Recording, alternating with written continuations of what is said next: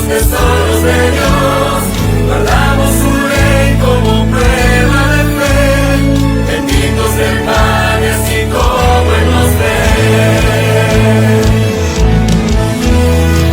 Somos pueblo fiel, como Él nos ve,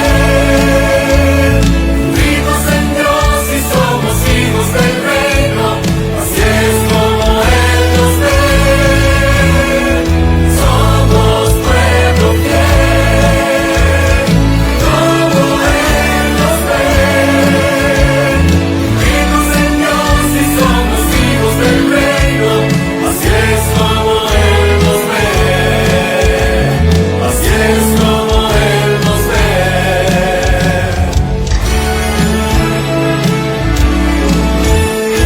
El hombre nos busca al vernos caer, Dios nos levanta y afirma nuestros pies, aunque pecadores nos mira cual fiel, así es como Él nos ve.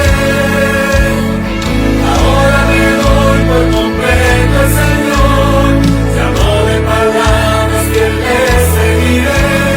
Soy hijo del reino, soy hijo del cielo, caminemos todos como Él nos ve.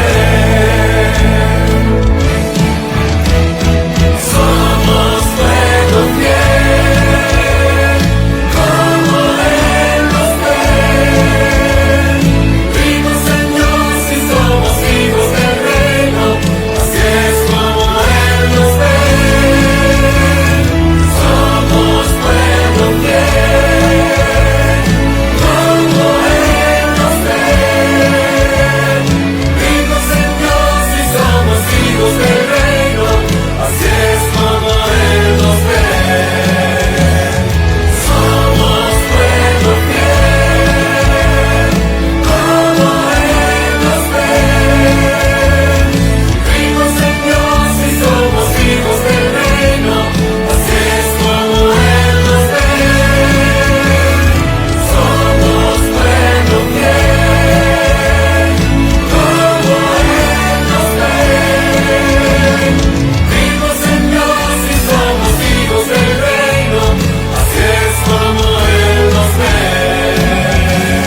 así es como Él nos ve, así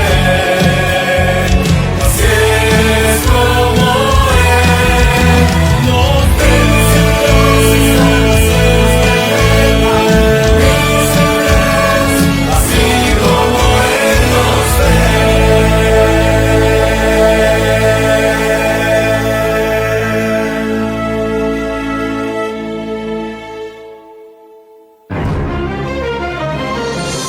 ¿Cómo ve Dios a los seres humanos?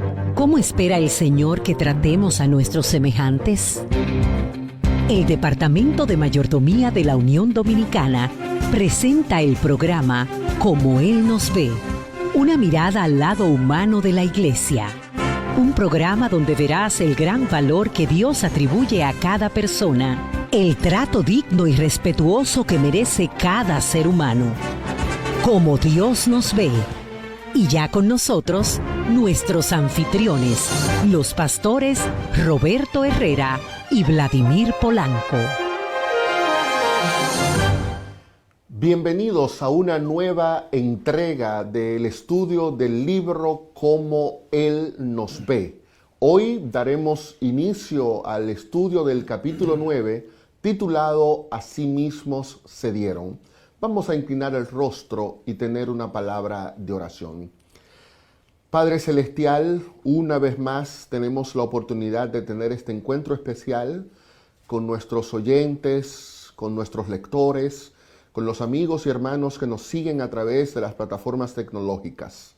Queremos pedirte que tu dirección, tu bendición esté con nosotros y que el centro de este capítulo pueda convertirse en una realidad práctica en la vida de cada uno de nosotros. En el nombre de Jesús te lo pedimos. Amén. Amén. Pastor Herrera, hay una declaración que aparece en el Deseado de todas las gentes, página 286, capítulo 32, que me gustaría introducir el programa de hoy leyéndola. Nuestra gran necesidad es lo único que nos da derecho a la misericordia de Dios.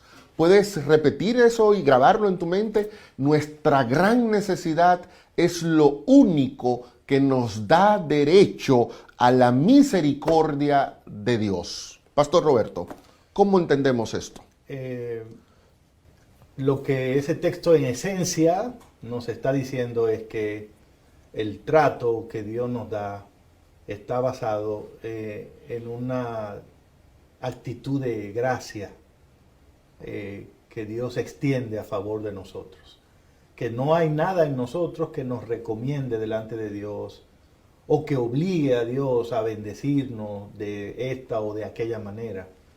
Dios simplemente se da a nosotros. Y lo hace porque Él es así. Y porque Él sabe que si no lo hace, nosotros no tenemos otra opción. Ahora, el capítulo que estamos viendo, se dieron a sí mismos. Me gusta, desde el título me gusta, pastor, porque en el contexto de lo que estamos estudiando, cómo Dios nos ve a nosotros, de inmediato me queda claro que Dios nos ve a nosotros como personas que tienen el potencial de ser generosos. Al parecer Dios no tiene la idea de que nosotros tenemos que obligatoriamente vivir de una forma egoísta o dominado por una actitud de egoísmo. Evidentemente Dios cree que nosotros, sus hijos, por asociación con Él, pudiéramos imitar la actitud que Él tiene de generosidad, de gracia y replicarla en este mundo. Y eso habla mucho de la confianza que Dios tiene en nosotros. Y por eso en la Biblia es muy importante el tema de el modelaje de Cristo para nosotros, en el sentido de que Cristo es el ejemplo máximo para todo el que quiere agradar a Dios en todas las cosas. Y Jesús era consciente de eso. En algún momento a sus propios discípulos les dijo: yo les he dado ejemplo para que ustedes hagan como yo hago. O sea, no tienen que complicarse la vida preguntando ¿dónde busco un modelo? Yo les di el modelo. No tienen que andar buscando donde no hay. Aquí tienen el referente.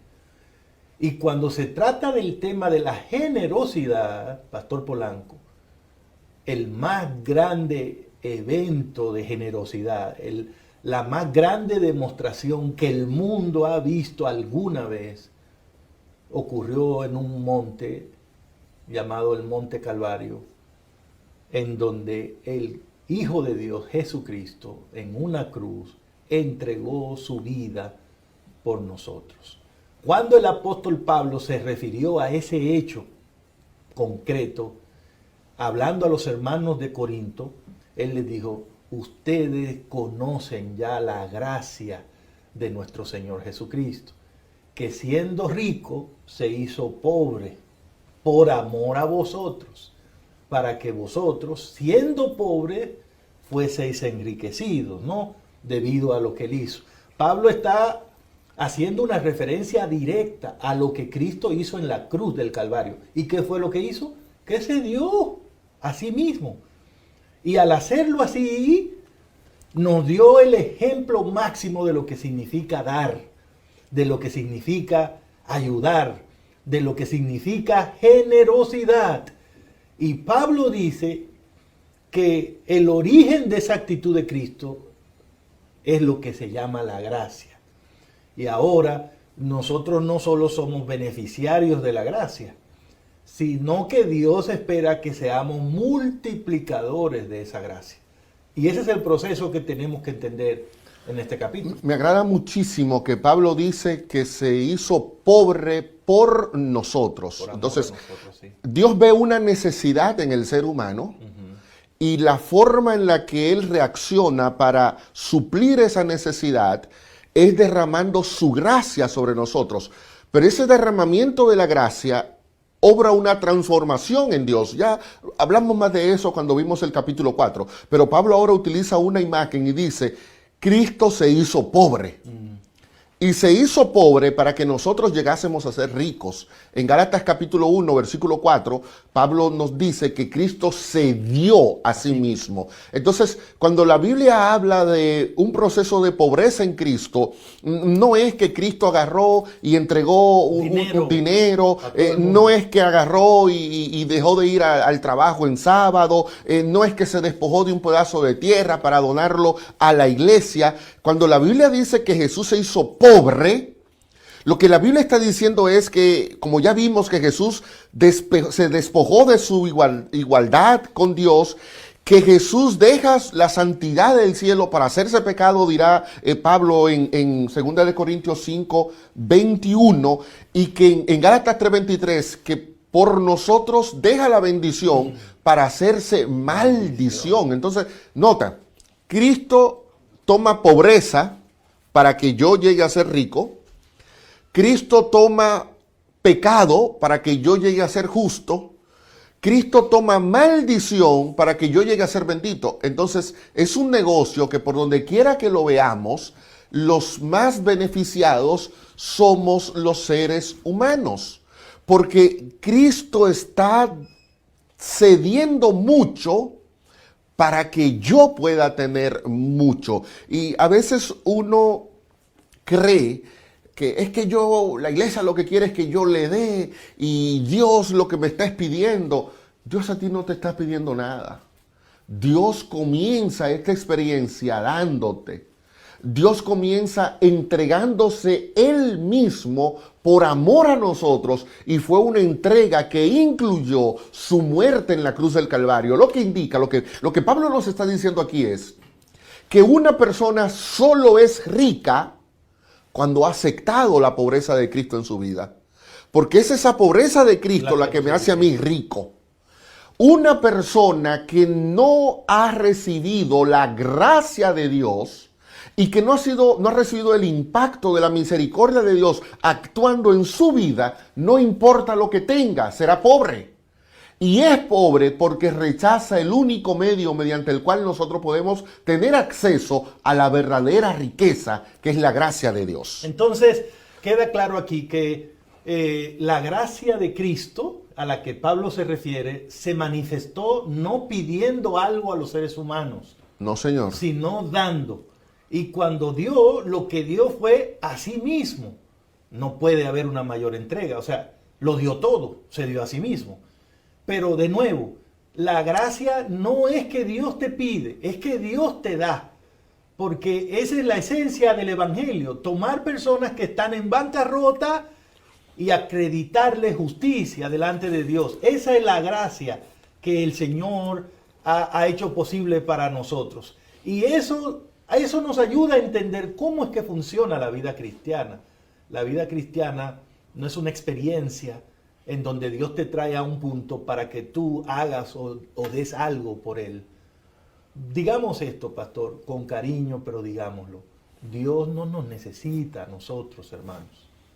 Dios no nos necesita, porque Él es Dios, autosuficiente. No hay nada que tú o yo le podamos dar a Dios. Nada. No hay nada que nosotros tengamos que Dios necesite. La palabra necesidad no se aplica a la persona de Dios. Cuando la gracia de Dios viene a tu vida, no te pide, te da.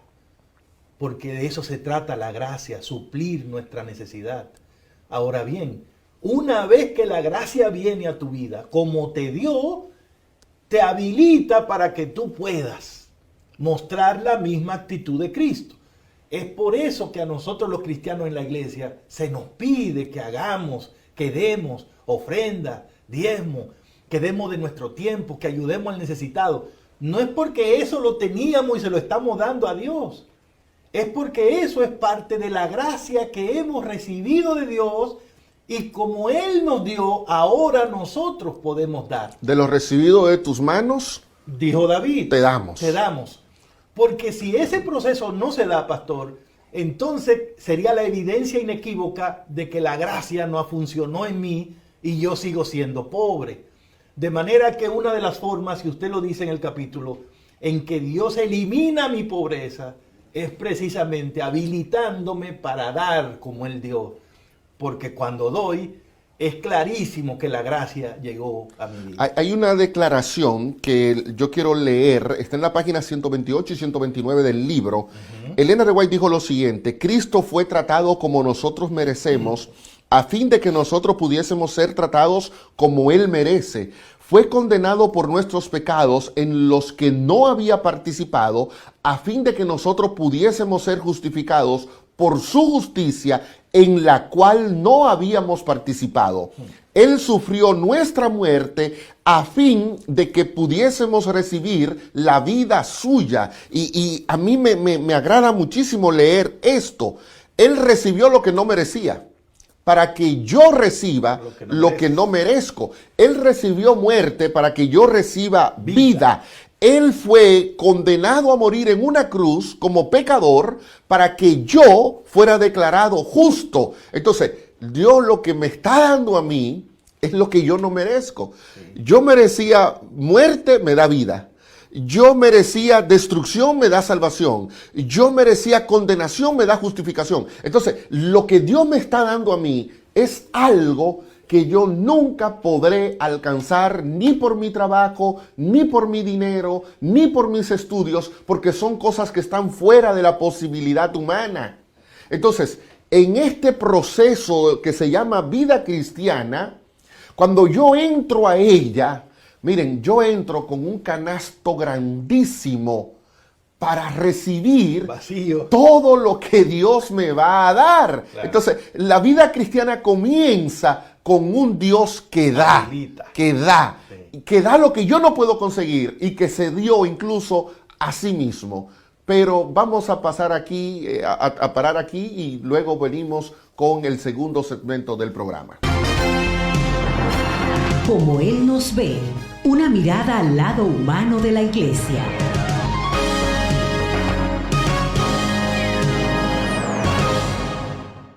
Continuamos con el estudio del capítulo 9 del libro Como Él nos ve.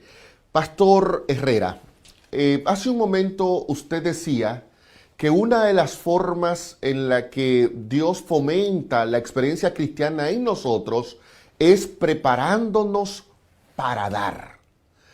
Es como si ahora Dios nos enseñó a dar, pero nos enseñó Él dándonos. Me gustaría que usted elaborara más ese concepto. ¿Cómo dar forma parte de ese proceso de experiencia religiosa? Usted estaba trabajando una imagen hace un ratito de que cuando nosotros llegamos a Cristo, todos llegamos en bancarrota, con un canasto grande, pero vacío. Entonces, ¿qué es lo primero que Dios hace? Habilita nuestra vida. Y uno debe preguntarse, ¿y para qué Dios me da tanto? ¿Para qué perdón? ¿Para qué bendición? ¿Para qué justificación?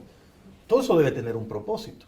Entonces, en el caso de nosotros, Dios espera que la gracia que hemos recibido nos habilite para compartir de esa misma gracia con otros. Y en el capítulo que estamos usando de base para el estudio, 2 Corintios capítulo 8, esa relación se ve clarísima. Porque el apóstol Pablo comienza a elaborar el tema de la gracia de Cristo. Pero todo lo que está de base a la discusión es una ofrenda que el apóstol Pablo está recogiendo entre las iglesias a las cuales ministraba para llevarlo a los hermanos necesitados que estaban en Jerusalén. Interesante, y usted lo reconoce. Casi nunca destacamos esa parte del ministerio de Pablo. Nos gusta hablar de sus cartas, de su teología, de sus viajes misioneros, de sus grandes expresiones de justificación por la fe. Pero cualquiera que lea, que estudie la vida de Pablo, va a ver que era un pastor muy pendiente del tema de la generosidad, de las ofrendas y de ayudar a los que estaban en necesidad. Era un pastor que de hecho con eso le estaba dando fiel cumplimiento a lo que le pidieron los principales dirigentes de la época, Pedro, Juan, Jacobo, en una reunión que tuvieron en Jerusalén, le dijeron: no se olviden de los pobres. Y Pablo siempre tuvo eso dentro de su ministerio. Era un hombre enfocado en que si tú fuiste bendecido, debe ser de bendición para otro. Entonces, para Pablo no hay tal cosa como decir, yo tengo la gracia de Cristo y que esa gracia no fluya hacia otro. Para Pablo, ¿usted conoce la gracia de Cristo? Pues entonces, muéstrela. Muéstrela exactamente como la mostró Cristo. Y por eso Pablo hizo un llamado a las iglesias de Corinto, de Acacia, de Macedonia, para que se unieran en ese proceso de compartir de lo que Dios le había dado con aquellos que más necesitaban. Es interesante porque en trasponer el ejemplo de Cristo como un Dios que se entrega por nosotros, Pablo entonces pasa a poner el ejemplo de los creyentes de Macedonia y pone el ejemplo de los creyentes de Macedonia en paralelismo con lo que hizo Cristo. Cristo se entrega. Entonces viene, dice Pablo ahora, pero estos creyentes de Macedonia y de otros lugares también están entregando. ¿Pero qué estaban entregando? Estaban entregando una ofrenda. Noten cómo hay una relación directa entre la gracia de Dios, que es un don espiritual, y una ofrenda de dinero, que es un recurso tangible, material, lo que indica, y de hecho Pablo va a llamar a la misma ofrenda, la va a llamar un acto de gracia, lo que indica que para Pablo la gracia espiritual de Dios se relaciona con la manera en la que nosotros manejamos lo material. Yo no puedo decir que tengo la gracia de Dios en mi vida, pero que lo material lo manejo a mi antojo. Yo no puedo decir que acepto la gracia de Cristo, pero que con mi dinero y con mis posesiones Dios no puede opinar. Si Dios es tu Dios, Dios tiene que estar al tanto y al control de todas las manifestaciones que ocurran en tu vida, incluyendo la manera en la que tú manejas tus recursos. Y entonces, lo que Pablo quiere presentarnos a nosotros aquí es que así como Dios ofrendó a Cristo por nuestra salvación, nosotros tenemos un deber espiritual de ofrendar para que la obra de la iglesia pueda continuar en otros territorios. Y Pablo menciona, pastor, algunas características que él considera que debe tener una ofrenda que uno va a dar a Dios. Yo voy a mencionar dos de esas características y luego quiero que usted me ayude con algunas más. Pablo dice, cuando comenta sobre la ofrenda en 1 Corintios 16:1, que esa ofrenda debe ser o estar en armonía con la prosperidad que Dios me ha dado. ¿Qué significa eso? Que Dios no nos dice a nosotros, como un acto de gracia, tú tienes que devolver el 10% de la ofrenda, de tu salario, el 15% de tu salario, el 20% de tu salario. Dios no le pone una cantidad a la ofrenda. Lo que Dios dice es que la ofrenda debe ser conforme a la bendición, a la prosperidad que Él te ha dado. ¿Qué significa eso? Que si Dios a mí me dio 100, Él espera una ofrenda que esté en proporción a los 100 que Él me dio. Pero si Dios me da a mí 1.000.000, Él espera que esa ofrenda esté en proporción a la prosperidad que Él me dio, que fue de 1.000.000. Es decir, a veces nosotros nos agarramos de, es que Dios no pone una cantidad, pero me da la impresión, pastor, que esa expresión, que la ofrenda tiene que ir en proporción a la bendición que Dios te ha dado, pone sobre nosotros una responsabilidad muy solemne a la hora de ofrendar. Si tu ofrenda no está en armonía con la bendición que Dios te dio, tu ofrenda no refleja lo que Dios quiere de ella. En segundo lugar, Pablo dice que la ofrenda tiene que ser generosa. En 2 Corintios 8:2, Pablo dice, refiriéndose a los creyentes de Macedonia, que ellos ofrendaron de su pobreza, pero ofrendaron en riquezas de generosidad. Y eso me llama la atención. Usted puede ser pobre y aún así dar una ofrenda generosa. Y usted puede ser rico y aún así dar una ofrenda que no sea generosa. Así que dos elementos claves a la hora de dar una ofrenda a Dios: generosidad y proporcionalidad a la bendición que hemos recibido. Es una pena que a veces nosotros vemos estos temas como el acto de ofrendar de manera con un lente muy religioso, ¿no? Me refiero al hecho de que hay personas que entienden que hay que ofrendar porque son miembros de la iglesia.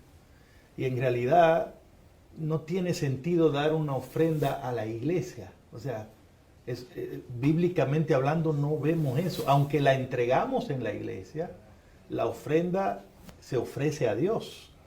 Y en ese sentido es un acto de adoración, es un acto espiritual.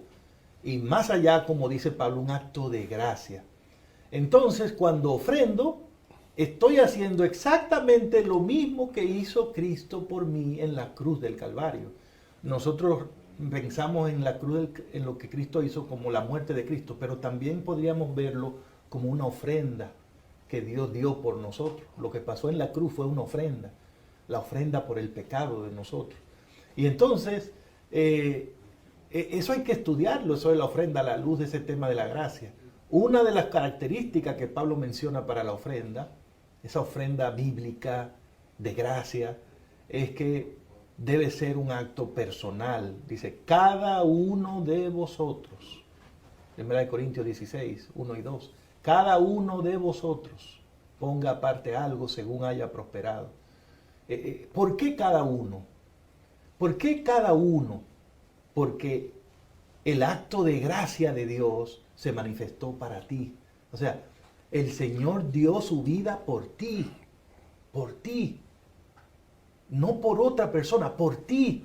Y como tú recibiste la gracia de Cristo, entonces Dios también te ve como alguien que, beneficiado con esa gracia, está habilitado y disponible para también multiplicarla.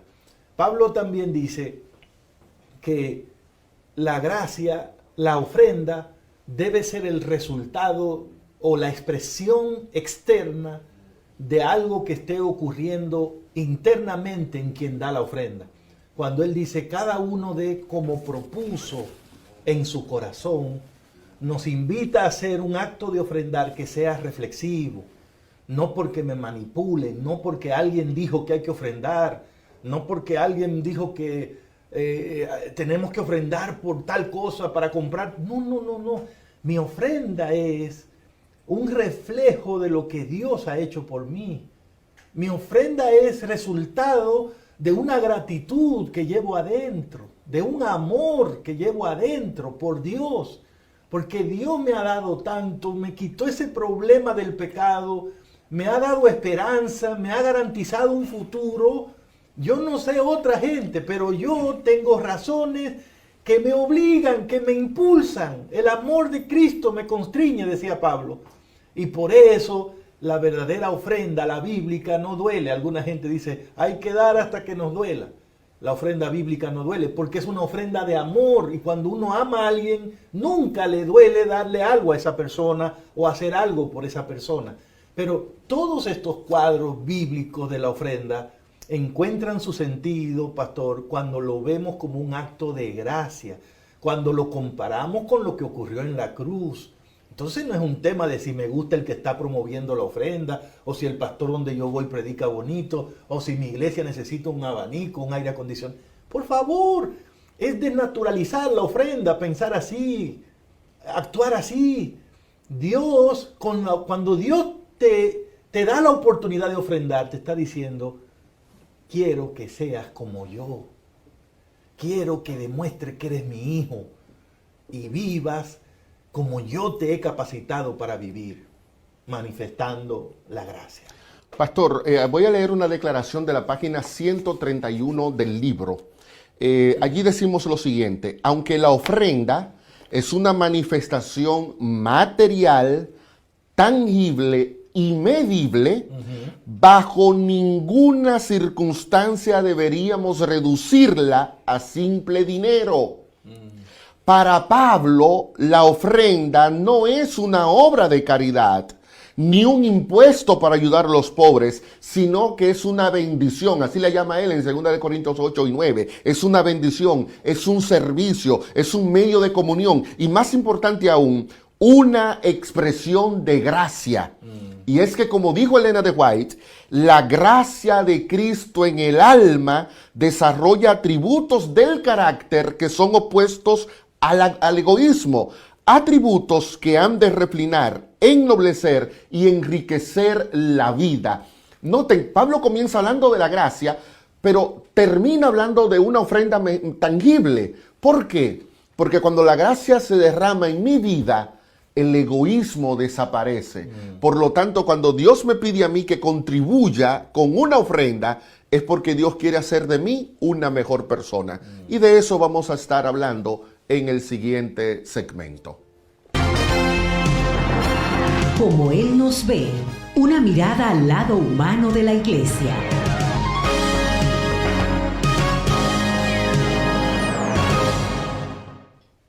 Gracias por continuar con nosotros. Seguimos estudiando el capítulo 9 de Como Él nos ve, así mismos se dieron. A estas alturas quizás usted se pregunte, ¿y qué tiene que ver el tema de la ofrenda con lo que yo soy, con la manera en la que Dios me ve? Yo creo que tiene muchísimo más de lo que nosotros nos imaginamos. Porque la ofrenda precisamente es una revelación de lo que yo soy. ¿Por qué encontramos que en 2 Corintios 8 Pablo habla de la entrega que hace Cristo? En Gálatas dice que se entregó a sí mismo por cada uno de nosotros. Pablo dice en Romanos 8 que Dios no escatimó dar a su Hijo, y al darnos a su Hijo nos dará todas las cosas. Y el texto más famoso de toda la Biblia dice que de tal manera amó Dios al mundo que ha dado a su Hijo unigénito. O sea, Dios revela lo que Él es dando. Y cuando a Dios le pidieron una ofrenda, Dios dijo, voy a dar lo mejor que tengo, y lo mejor que tengo es mi Hijo. Pero ¿por qué Dios entrega un regalo de esa naturaleza? Porque ese acto revela lo que Dios es. Revela que no es egoísta, revela que es misericordioso, revela que no hay en él ningún vestigio de un ser que lo quiere todo para sí mismo. Más bien revela un Dios que encuentra la esencia de su ser en darnos, y darnos siempre lo mejor.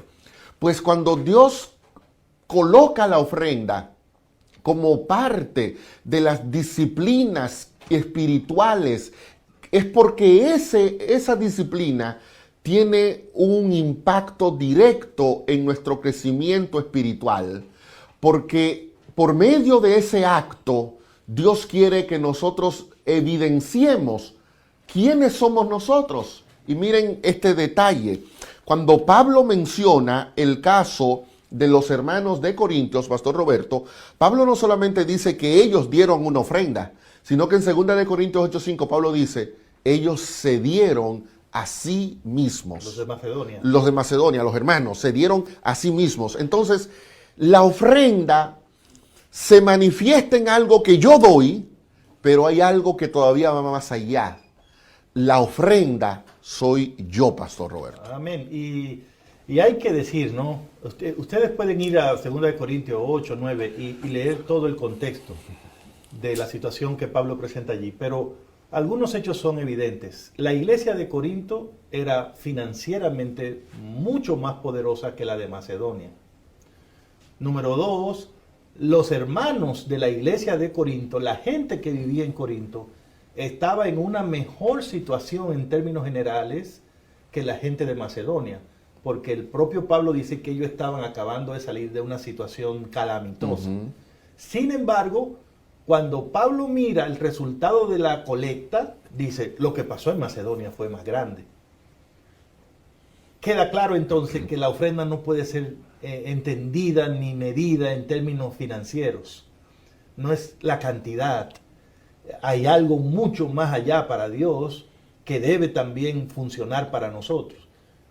De hecho, la Biblia indica que Dios no está primariamente enfocado en la cantidad, aunque la cantidad refleja de alguna manera si tu ofrenda se parece a la bendición, pero la única ofrenda que tenemos registro de que Cristo haya alabado en el Nuevo Testamento fue la que dio una señora viuda, y en términos de cantidad no era mucho, pero él alabó la actitud, el espíritu y la actitud.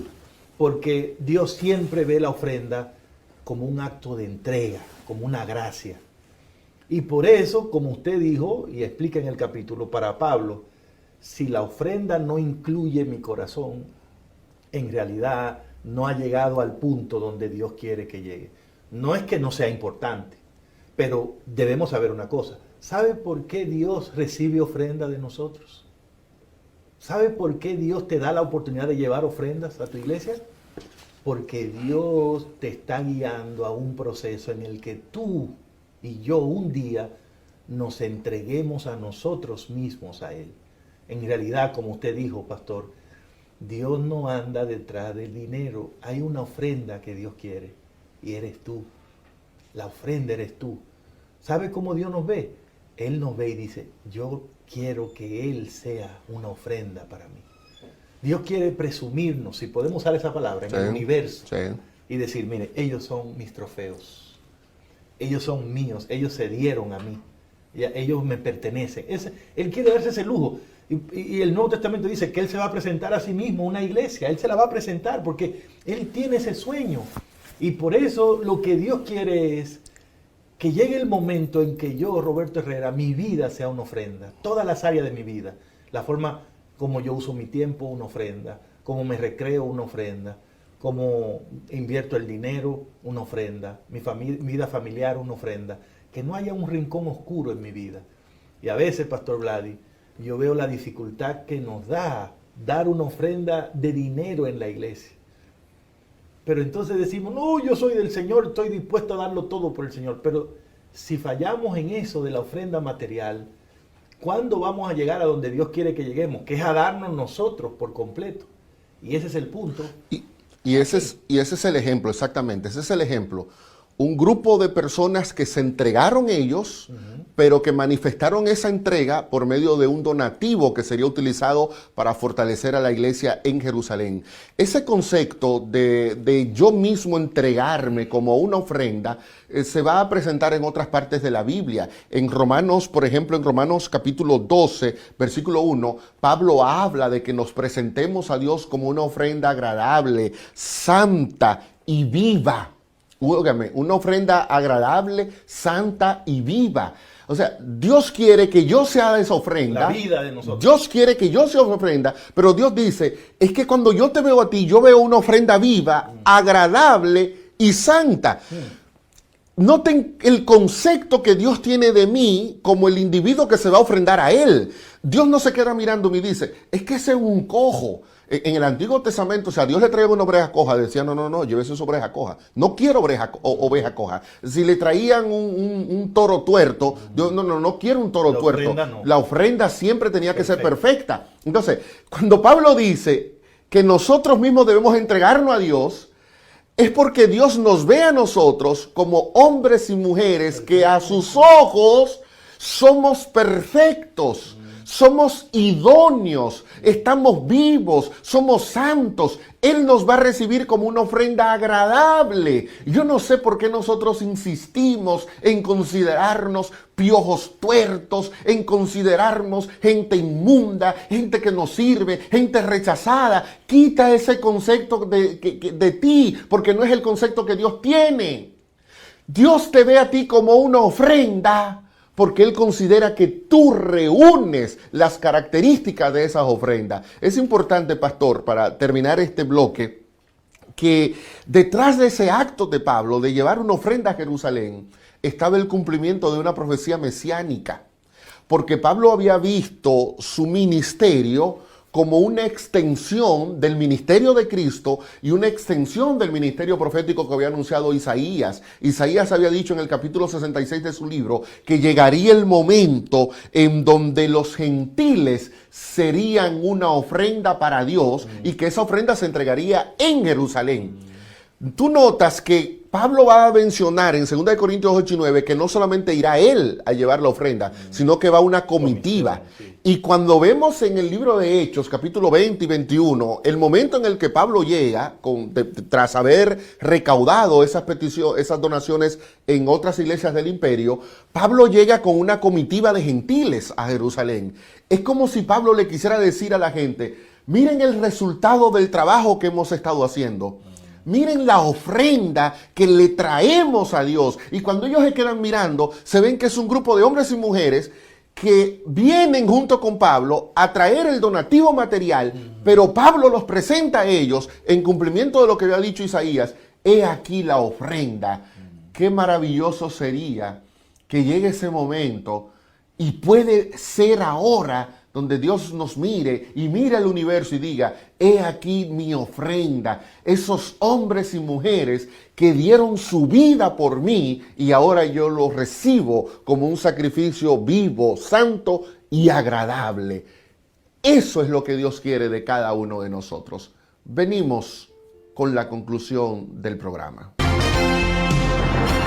Como Él nos ve, una mirada al lado humano de la Iglesia.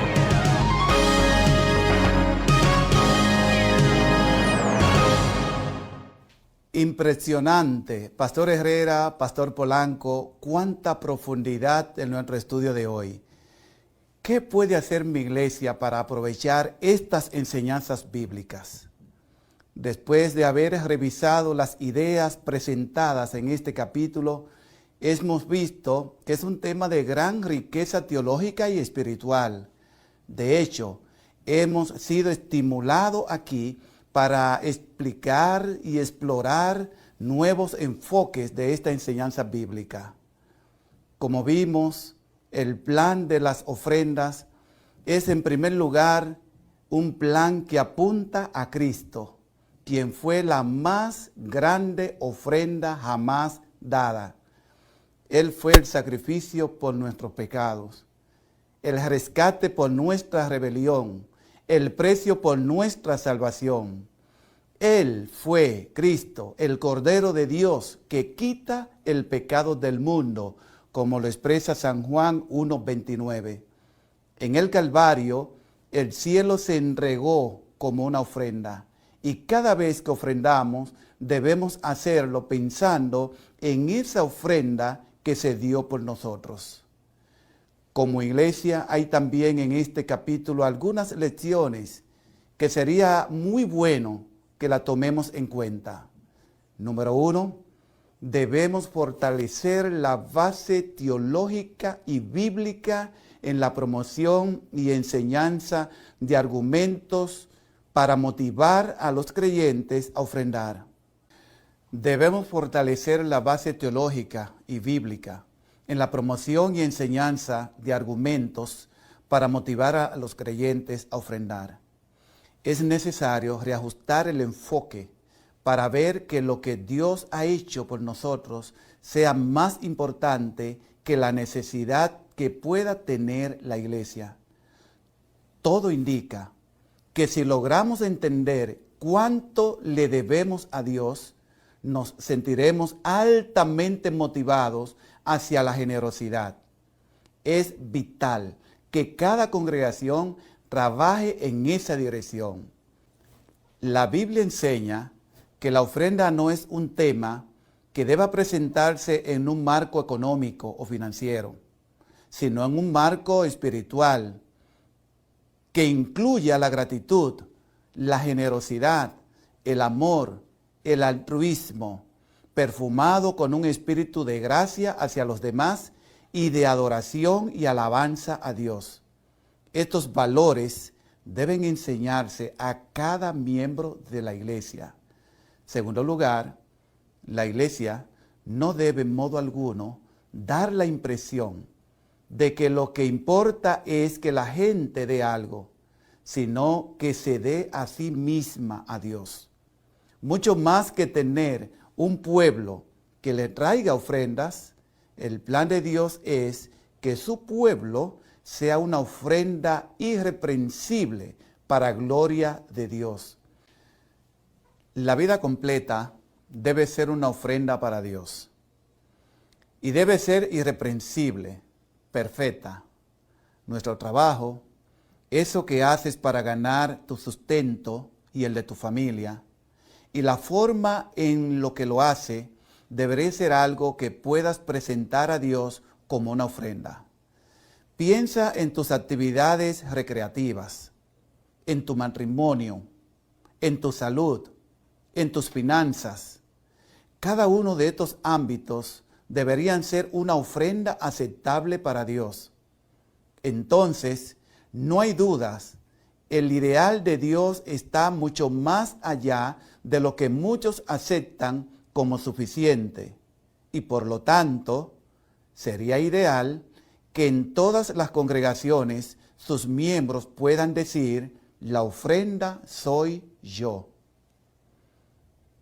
Cada miembro de la iglesia debería tener un pacto con Dios en cuanto a sus ofrendas y definir personal y voluntariamente un porcentaje de sus entradas para entregarlo en su congregación como ofrenda de amor, a fin de lograr el ideal divino, el ideal bíblico, de que sus ofrendas son proporcionales a las bendiciones recibidas.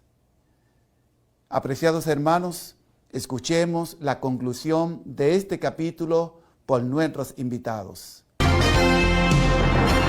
Como Él nos ve, una mirada al lado humano de la iglesia.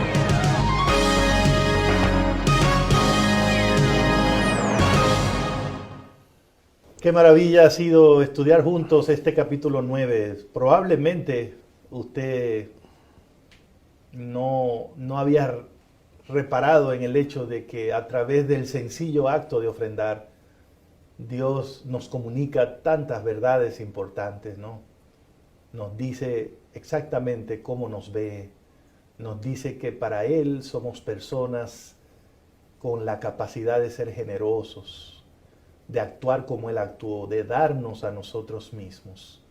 Y eso significa que ofrendar es sin duda un acto de gracia, un acto espiritual. Así que si estás preguntándote en este momento, ¿cuánto debo ofrendar?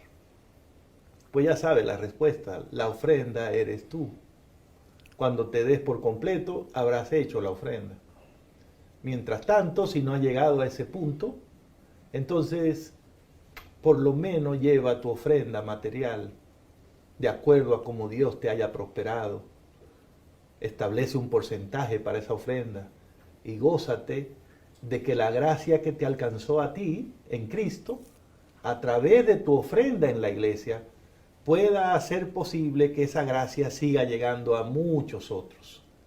Estoy contento de que a nosotros Dios nos incluyó en ese círculo de bendición, en ese círculo virtuoso de gracia. Él vino del cielo, activó la gracia en la cruz, nos dio esa gracia a nosotros y ahora a través de nosotros la está multiplicando en todo el mundo.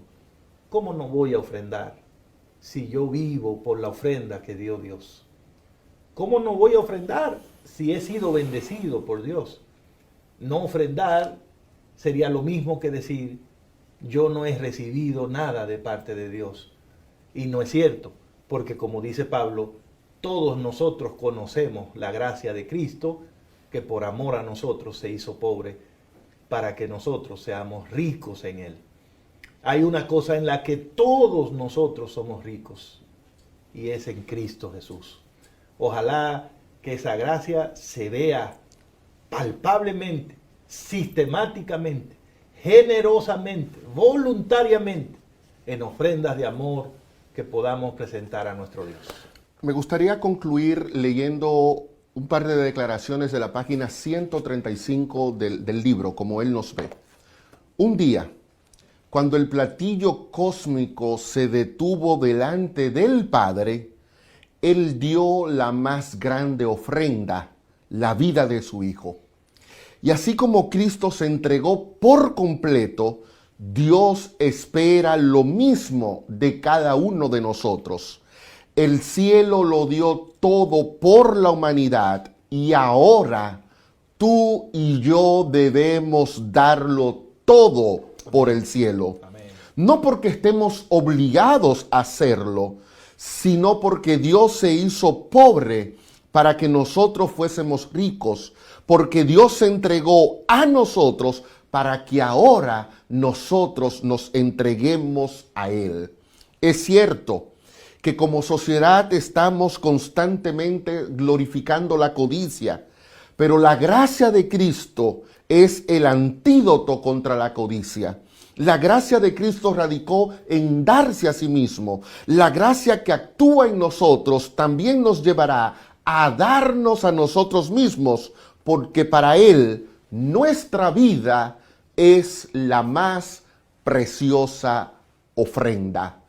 Así Dios te ve, como su ofrenda más valiosa en este mundo. Que Dios te bendiga y nos vemos en una próxima entrega de Cómo Él nos ve.